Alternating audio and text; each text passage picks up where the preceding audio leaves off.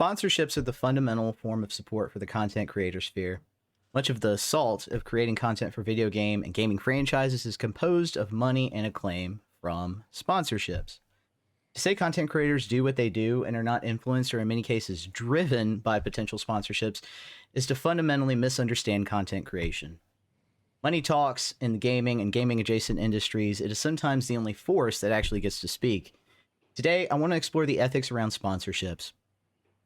In particular, how do they influence what we say here in the MTG space? What effect should they have in the atmosphere that is Magic, both a space heavy with the like of influencers, events where these influencers can meet their fans, official and unofficial, and where the community frequently gathers as well, which is LGSs, the local spaces, long considered Edens where the influence of sponsorships and creators tend to be less so than their corporate counterparts. I'm your host, Max Damage. With me today are my fellow rebels, Griffin Rider MTG, Darth Rictus of the Darkstream, and Optimal MTG. Let's get into it.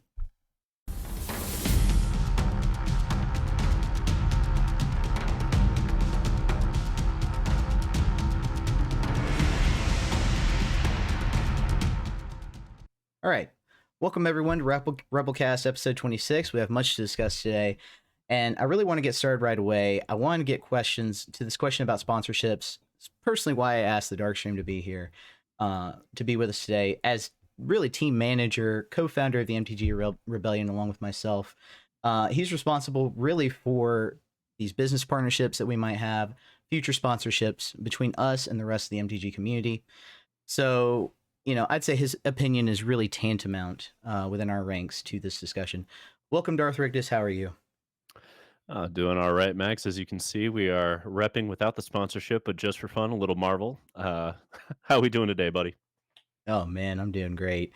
I really can't wait to get this discussion. But first, our boy Griffin Rider, how are you doing today? Doing great. Living the grinder life recently. Getting some games in. Oh, yeah. And just enjoying every minute of it. Oh, yeah, that's good. The experience is always good. Optimal, how have you been? Just had a relaxed day after returning from KubeCon over the weekend. So How'd that go? Chilling. I mean, it was as great as ever. A little more time taxing, just because of the amount of people that showed up. There were 392 people total for the competitive cubing over across 2 days. It was a lot, and I don't think the time allotment actually took it into consideration. So hopefully they improve for next year, but overall, still a good experience. Okay, well, good to hear that you had a good time. Let's go ahead and get into the topic. First topic of today we'd like to touch on is, of course, sponsorships. Now, while each of the members in our group, I like to consider them free agents. So individually, they can seek out whatever sponsorships they like. We're really more of a confederation here at the Rebellion, right? But as a team, we've yet to really reach out to anybody in particular. We've really yet to dip our toes, so to speak, although we do have things in the background I can't speak on just yet publicly. This isn't something that we've really ventured into yet. So I thought it was good to go ahead and discuss this. First off, I want to, of course, ask the Darkstream, because I asked him here. My first question for you. What do you personally look for as good signs in a sponsorship, say for our team or in general? And really, what are some of those characteristics that you look for in a partnership? I think there are a couple of pieces that are key factors here. The first is that the relationship needs to not be affiliate marketing, in my opinion, because otherwise what we're doing is we are giving away a ton of ad space and airtime to people who are not paying us. And if they are paying us pennies on the dollar, which is what you already get from YouTube or Twitch or any of these social media platforms. So if we already have that deal with them, why would we want to seek out additional iterations of that deal? I just don't think that makes a lot of sense to go into affiliate marketing for anybody. That said, what I really look for are mutually beneficial arrangements, because those are the only ones that are going to last. You can land your dream sponsor who says, I'm going to hand you, and I have a friend who recently, he got a gig, just a side gig, and he's making bank on it. Will it last? I don't know, because what he's able to output isn't going to correlate into a return on investment that I think is going to allow that partnership to continue. And that's what I mean by mutually beneficial. You need to have something that grows together, that lasts as you grow, and actually provides value for both parties. You in the form of money, and them also in the form of money via tertiary returns through you. That makes sense. It really does. And that really speaks to the fact that you don't want to, something I want to introduce to the discussion, you don't want to sell out too early, so to speak, right? You don't want to give in to the very first offer that you get necessarily. I mean, maybe it is good, but most often it might be better to wait a minute, see what else comes down the line. Would you say the same? I think young and new streamers get stars in their eyes when somebody comes up and says, "You have value. Let me give you a shitty deal," and you're going to take it because you don't know any better. And it's one of those reasons that, like, when you see NBA people get drafted, they have agents that handle those deals. They don't handle them personally because they'd get wrecked. That's why you have representation in a court of law, because you Mm. don't understand your bargaining power, you don't understand your position, you don't understand your leverage. And streamers don't understand that, but there's also nobody who's going to stand in for them. So you have to become business savvy very quickly or get taken advantage of. It's just a matter of which path you end up on. I think it's very appropriate to bring up the athlete conversation because recently college football embraced the NIL. College athletes, especially football athletes, are within the NCAA able to make deals, and that affects what school they go to and what media is available based on what school you really go to. And so that has created just its own problems. They're having to look at it year after year and make sure that nobody's getting abused in the situation because these are kids. And similarly, I think as you rightfully point out in content creation, a lot of these kids get starry eyed, right? So yeah, I actually concur there. Let me turn it over to Griffin Ryder. Griffin Ryder, I wanted to ask you first your opinion on any of that, how you feel about sponsorships in general and the first offers that you get, so to speak. And I also wanted to ask you, have any businesses tempted you yet? Is there anybody that you would love to be sponsored by, perhaps? Yeah. So first off, I'm not gonna blame anybody for getting their bag. Like I get it. Fair. We all need to make rent. It's a fact of life. But I feel like we're realizing we took for granted an era of Magic where most of the product placement and most of the sponsorship was within game sponsorship. And in the past like month or so, I've never wanted to go someplace less than I want to go to IHOP right now. I hop in the hot pockets thing, man, for me. It's just kind of like Dragon Shield, I get it. Quiver, I get it. IHOP, nah, I'll pass. But as far as anybody reaching out to me, unfortunately, it has not happened. I've I've put my name out there. I've reached out to a few people. We'll see if it goes anywhere. But in the meantime, I'm just happy doing my own thing. I don't need to shill for somebody to enjoy this game. I I think your feelings are a lot like mine. It's still a game. It's still my personal hobby, and I want to make this distinction. I might be speaking for you guys here. I may not be. Feel free to disagree with me. But I think most of us in the rebellion are.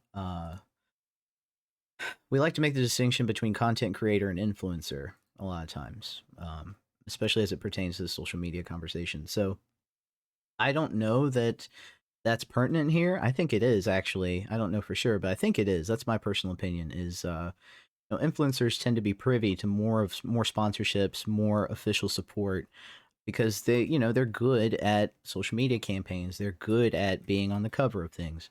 Um, and there's a blurring of the line between influencer and content creator here in this space. I would say. Darkstream, how do you feel about that? Do you feel like there's just a different class of content creatorship that involves influencing over making the content? Is there really a distinction between that, or is that splitting hairs? Um, I would say it's somewhat splitting hairs. They're going to Mm. blur into each other. We're going to move from content creation into influencing via just, I mean, because influencing is content creation. It's just a different form of it, right? Like all of a sudden, you're just putting out your opinions, and people are taking that as content. So basically, your fame has grown to the point that now your opinions are content, as opposed to a way to push your content. So I think it's a transition once you get a certain level of acclaim, perhaps. I think you're right. I think you're right. Optimal MTG, you want to chime in on this? How do you feel about influencing versus, I mean, because you're a competitor and that is your content. How do you feel about that line? Um, I mean, it's all. I think at the end of the day, as long as I think there's a lot of ethics that come into it, right? So whatever you feel works for you, do what you want, right? Because at the end of the day, it's your brand, and I think sometimes a lot of people forget that it's about branding as opposed to anything else, right? Um, you could portray yourself as some whack job, and as Mm. long as as long as you're okay with the people who are following you are there to follow you as opposed to anything else, then that's you do you, right? Um,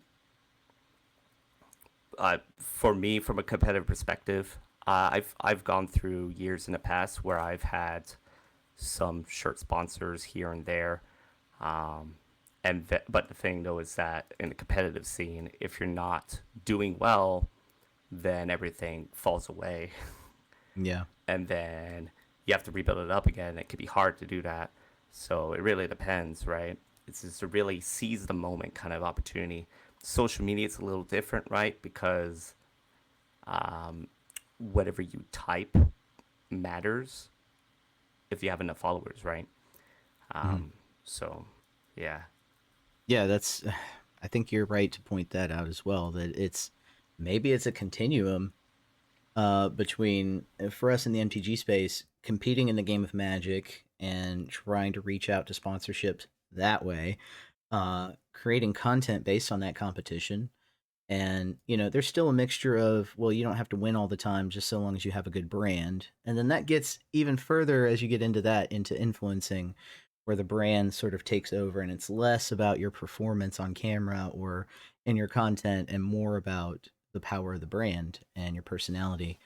So I guess it's actually fair to say that all these things are in play at the exact same time, and I think that's what makes the MTG space unique in content creation and why all these rules that marketers and public relations people apply and that we apply as, amateur versions of those careers that other people go to school for, um, is that, all these rules, they're hard to stick when it comes to, it's a situational thing, it's a contextual thing. And I think that all comes into play. This is a good segue into the next topic, by the way, but I think that all comes into play when issues arise. Everybody has a hot take, and how much does the influencer have sway on the decisions of the corporation, of Wizards in the case of this, versus the content creator versus the pro player versus the LGS visitor or player that's actually purchasing the product? Um, at all levels, there's definitely different roles, even if the lines are a little bit blurry, I think. Darkstream, I wanted to give you one final word on this topic. Regarding this. How do you feel about all of that? Do you feel it's fair to say it's on a continuum? And if so, where do you see the rebellion on that continuum? Where do you see us now? Where do you see us in the future? I think with the rebellion, a big part of what we're doing is making sure that we don't take the wrong deal and making sure that we are prepared for what may come in the future. I mean, obviously, I'm sitting here looking at Disney and with this Marvel T-shirt, like I can show you the world, just to paraphrase it. But I mean, this is late stage capitalism. There is some moral relativity about which sponsorships you're going to take versus not take, and that will play a role. Some people are going to be unwilling to take money from certain sponsors. I know the Rebellion will have potentially offers that we just won't touch because it Right. doesn't align with our values or who we are. And I think that's important. I'm with Griff here. Get that bag. Go for it. I'm never gonna fault somebody in late stage capitalism for doing what they need to do to survive. But at the same time, if you have the means, wait for the one that aligns with your values. I think that's more important in the long run. Yeah, and just to show the folks at home viewing this on YouTube or Spotify video, just this is an example. Like this is a pro player, Jim Davis, uh, who, this is his site. These are the sponsors that he's embraced. And just to give you an idea of what affiliate deals are like, this is essentially a set of affiliate deals. Apparel, card supplies, cool stuff. Inc. All of these are, and you even see one blank space where it's like, your brand here, interested in sponsoring my content? Here's my contacts.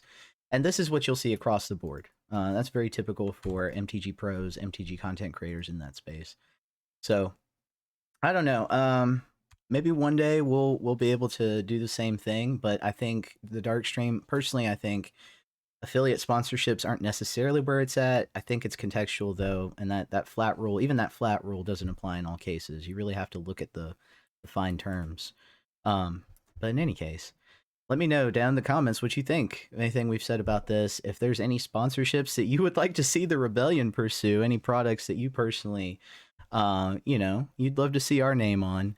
Let me know. I'm interested to see what the folks at home think regarding us and sponsors, because it's not really something we talk about. It's not really something that we've emphasized. We're really here to just kind of play the game with each other and grow our little group in the meantime. But in any case, let's switch it over to the next topic.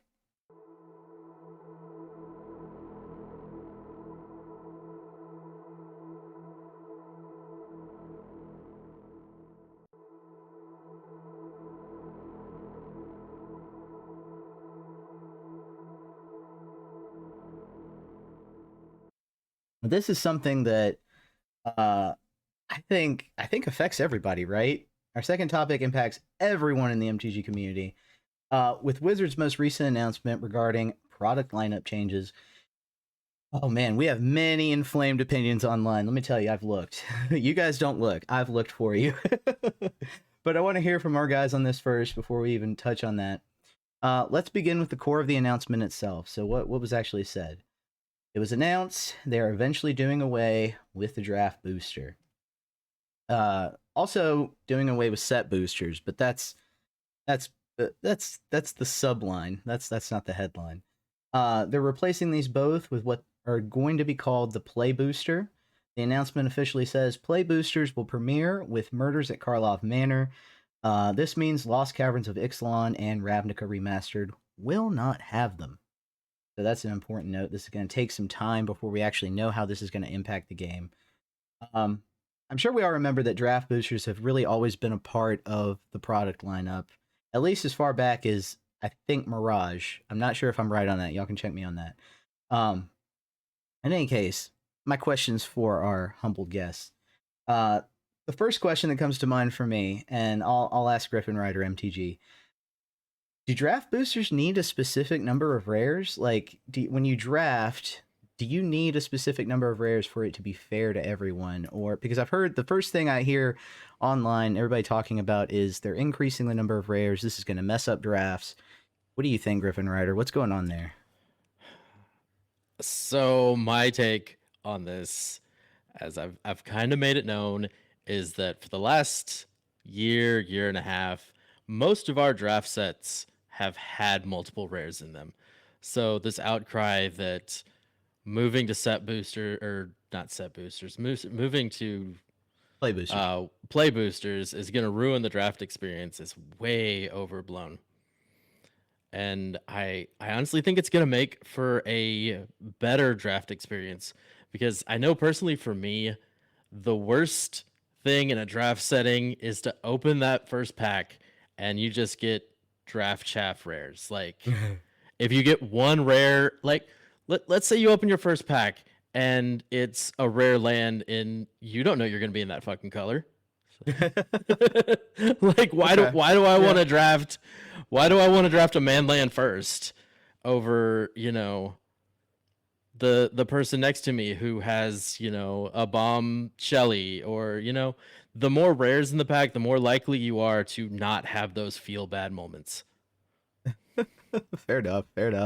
I want to hear from Darkstream really quick, because you've been doing the draft guides with 4-star on Arena.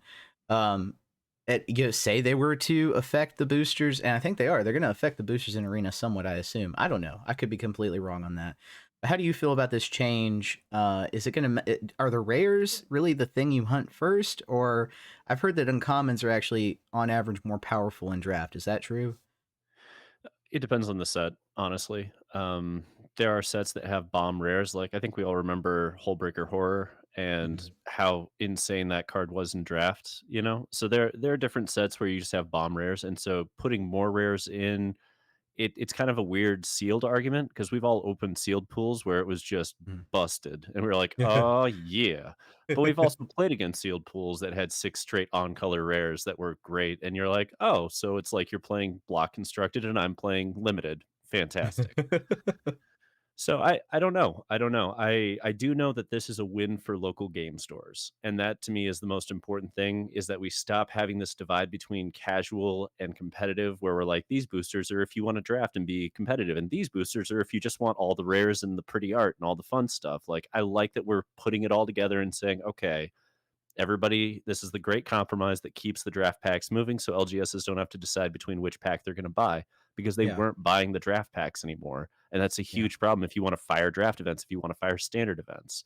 So at the end of the day, whether it's good or bad, I think we might as well just call it the great compromise of Magic at this point because it's trying to get people back in there while still making their nut. Whether they deserve to make that kind of money is irrelevant because they're gonna fucking make that money. It's Wizards. yeah. I think that's less of a question, and let's err on the side of helping the LGS to sell product and get it off the shelves.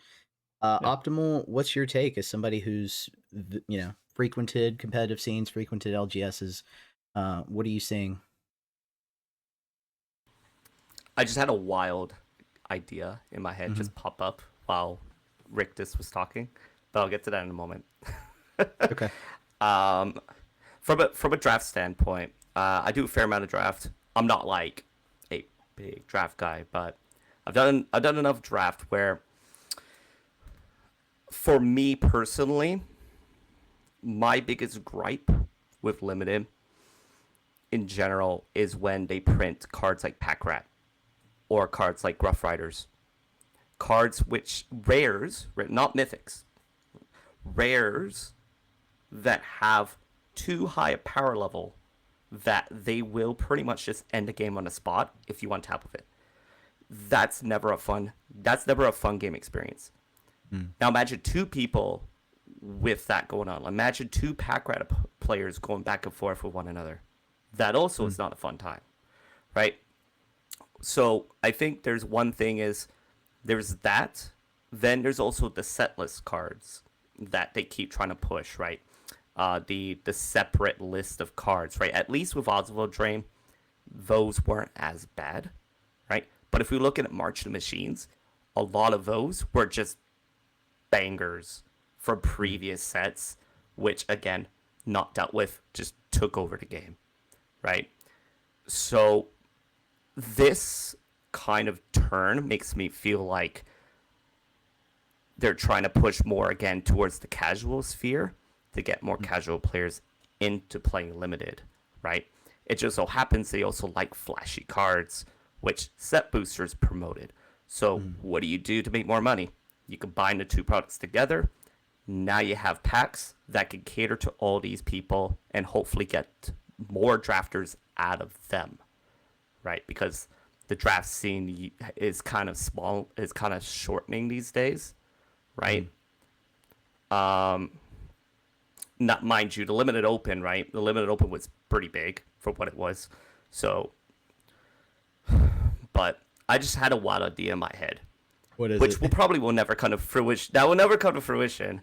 But I was just thinking, what if they did, like set, or like what they could have done was like have set boosters, collector boosters for stores to sell, or even play boosters, whatever they want to do, just to sell, and then part of like an ongoing RCQ season, Wizards provides direct product specifically for those sealed RCQs, which is just six draft packs that you cannot sell across the counter. They're just there to be used for tournaments. Huh. That'll probably never happen, but it is something to consider, right? Because then you don't Tournament have the general draft. public. Yeah, so you don't have the general public purchasing those products, but the people who are playing the tournaments know what they're signing up for. Problem now is that these play boosters are going to be sold above the counter and also used for tournament play. Same thing as draft boosters, except they've decided to vamp them up, which is going to make a weird play experience. But Okay. at this point, we're accustomed to it because we played a lot of Martial Machines already, right? Yeah, that's true. Let me clarify for the folks at home. I have up on the screen for them the official announcement in the section. What's the difference, from set boosters? And that is, you get 2 more playable cards, no connected commons or uncommons, -1 non-foil wild card. Weird way to say that. -1 non-playable object, which is token art cards. And I actually heard this is something nobody's talked about, but I actually heard from the casual sphere some complaints like, "Hey, we need to print more tokens. Those are very expensive to go out and try to find." That was a weird thing. I feel like if you need more tokens, just ask an MTG artist to make you something. Or find us at DreamHack. There you go. We do have some Rebel tokens specifically that we're making. Find us a DreamHack for real. Those are going to be cool. Only a 1 in 3 opportunity of an art card. Set boosters always did have an art card, so not all of them are going to have art cards. Just 1 in 3. Differences from draft boosters. This is really the pertinent part, the important part here. The potential to open up to 4 rare or mythic rare cards. And I know we've already talked about this before within the Rebellion group, but to clarify for the people at home, that's a very, very rare occurrence. It's like winning the lottery. Like, that's never going to happen. 3 is more likely, 2 is more likely than 3. So I could see it being 1 to 2 most of the time. -1 playable card, then a draft booster, -3 commons. I don't know if that's significant to the power level of drafts in the future, but -3 commons. +1 non-foil wildcard, +1 traditional foil wildcard. A 1 in 8 opportunity of getting a card from the list. The list did not appear in draft boosters previously. And finally, roughly a 1 in 3 opportunity of an art card. Art cards did not appear at all in previous draft boosters. So those are the specific differences between those packs. Now, let me pull up on the screen before I ask this next question the average price of booster packs over time and how they have literally, according to this data, this is the one thing I want to pull from this data, is that they have saved us. Here's the chart. Draft booster price versus expected price with inflation. You can see the actual price of an average booster price in the blue and how it's maintained the same level of price over time. And the red is what it should have been priced at with inflation. So according to this, I mean, this in a way kind of justifies this change because they have saved us from the price of inflation hitting the draft pack. Whereas now, with this, going up in price from the draft pack, going down in price from the set booster and kind of meeting in the middle, this is still maintaining a lower average price per pack than what it should be, which is $6.03 today if you add for inflation. So with that being said, I've heard it said that, most people are complaining this is a new way for them to inflate the price of the pack, get more money out of us when it's easy to print cards. Darkstream, I want to ask you first, what's your take on this? Is WotC doing this to make more money from us? Obviously they are, to some degree they are, but how much are they? Is that really the emphasis here? Is this some scheme to get more money out of us, or is this really going to save drafts? I mean, it appears they're going to gain an additional 51 cents per pack, so clearly they're going to make more money. Mm-hmm. Uh, I don't know. The inflation argument's such a difficult one because this is a hobby, Yeah. and they have a monopoly on it.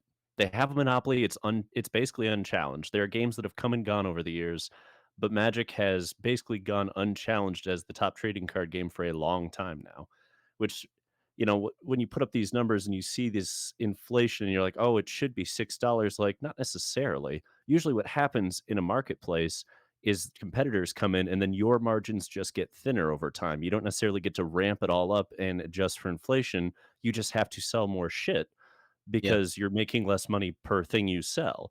But we don't have as much of that issue because, again, Wizards has monopoly on Magic. Nobody else can buy or sell within the sphere. So are they making more money? Yes. Does the inflation argument matter? I don't know that it does, frankly. But I do know that regardless, it's what's coming for us. Okay. That leads really well into my last question. I want to ask each of you three. regarding this issue. Who does this benefit the most? Pick one. The players, like people who want to draft, and casual players who don't draft, getting them to do more competitive. The LGS owners who are able to push more product, or Wizards of the Coast, do they actually benefit more? Let's start with Griffin Ryder. What's your take? Do I really have to pick one? Because I think it benefits everybody across the board. All right, talk to me about This that. this is just all in all, we have less product confusion by having 2 products instead of 4. I think we were even up to like 5 or 6 products at one point. But the LGS only has to order play boosters and collector boosters. They don't have to have draft boosters sit on the shelf and collect dust. The average person who wants to crack a pack now has way more good stuff to pull out of their packs. The draft experience, like we just talked about, is probably going to be better. I'm not just going to flat out say it will be better, because obviously we don't know what's going to happen. But I think overall, everybody's going to win. Okay. Griffin Ryder, that actually might be the hot take. It really might be. Optimal, talk to us. Who benefits the most from this move?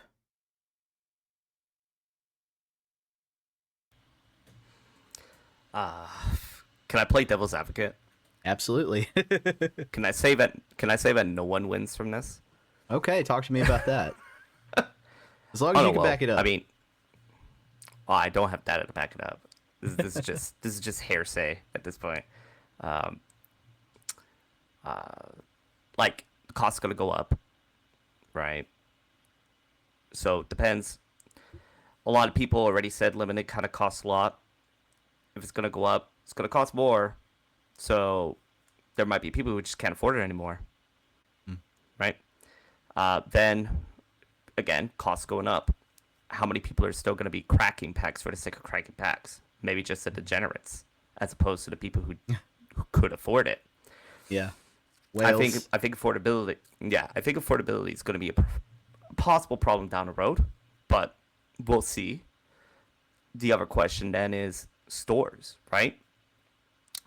They're already having issues with being priced out by distributors, right? They were complaining all over Twitter not too long ago, saying that they were already struggling, trying to stay above the red line, and to keep their shop open, because distribution was kind of pricing them out. With the price increase, how much more are they going to ask for, right? Just because, and especially draft boosters are gone now, right? So if you're combining a thing that already costs more in set boosters and eliminating the bottom line, the play boosters are now the bottom line.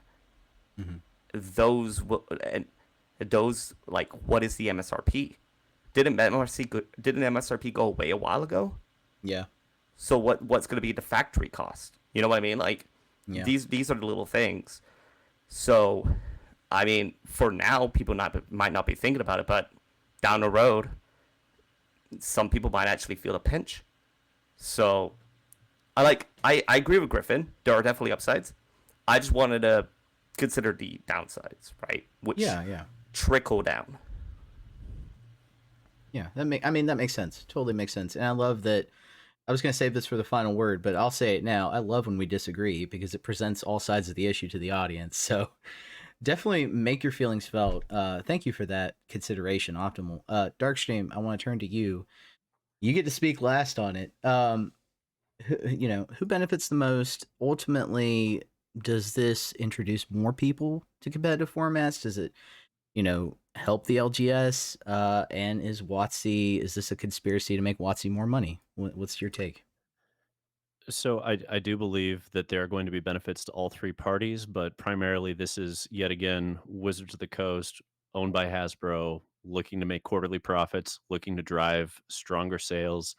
This is perhaps a better vision than they've had in the past. I think they've tried a lot of things over the years, and at least this is acknowledging that, okay, we can't let all the LGSs die. There's a problem if we let that happen. So we need to do something that consolidates and simplifies things for them, which this does. They no longer have to choose between the two different kinds of packs, or as Griffin said, there is an error with more kinds, but they don't have to choose anymore.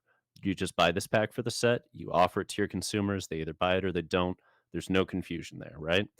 And on the player level, this is an incentive to get into draft. This is an incentive to try out standard. So there are tertiary benefits, but who makes the most on it? Obviously, the people selling it.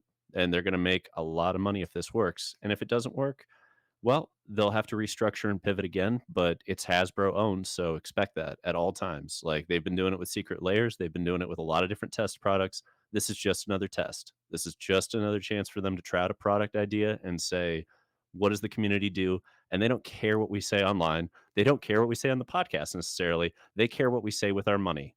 So for those who love this product, buy as much of it as you can, right? And if you hate it, don't spend a dime on it, because I guarantee you, much like with Wizards screwing up the D&D market earlier this year and then having to walk that back because of how many people walked away and voted with their dollar, MTG will have a similar scenario with product lines. If nobody buys the latest Secret Layer, guess what they're not going to make a lot more of?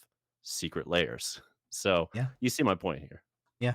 Somebody's purchasing this stuff, or else it wouldn't keep getting made. Wow. This is an onion with many layers, and you can definitely see arguments for one way or the other just within this onion. I think ultimately it comes down to when this actually releases and people actually get to draft Karloff Manor and see what it's like, and then we'll know for sure. But look, that's all the time we have for today. If you have any questions or have anything to say regarding today's topics, please let us know in the comments. While you're there, consider helping our team create a bigger and better content library by joining the channel at just $1 a month at the lowest tier. Also, don't forget to like and subscribe while you're down there. Let us know that you like this format. And let's finish out by letting everybody know where we can find each of our guests. Darth Rictus of the Dark Stream, where are you going to be over the course of the next week? All over the content you watch on this channel. Hell yeah, I can't wait. And if you're watching this on the day it releases tomorrow at noon, of course, we have our premiere of Week 7 of Wild Stay the Meta, and it is wild. Yeah, you wouldn't think it, but Standard is healthy if things keep adjusting. And that's one metric I like to go by, is whether things move and adjust, and they really do. Pay attention to tomorrow's Stay of the Meta, because there were some surprises in there, even for me. And I think there will be some hot takes afterward in the comments on that one, but I'm not going to steal our own thunder there. Griffin Rider, MTG, where can everybody find you? What are you up to? Yeah, the next couple weeks you can find me in the premiere chat. You can find me over on our Discord, and you can find me on Twitter. That's where I'm gonna be for a little while. Hell yeah, keep competing and letting us know how that works out for you. I'm keeping a close eye on your run, because I want to make a run too. All right, Optimal, what's going on? I know you just talked about Cube. What else have you got coming up? Just streaming, edited videos for YouTube. I have some news coming up this week for the next few months, just because of my personal life predicaments that I mentioned in the chat. Okay, but expect seeing me more streaming in the next while. Yeah. Hell yeah, we like to see you making content. All right, well, thank you, gentlemen, and from all of us at the Rebellion, untap, upkeep, resist. Resist. Good night, everybody.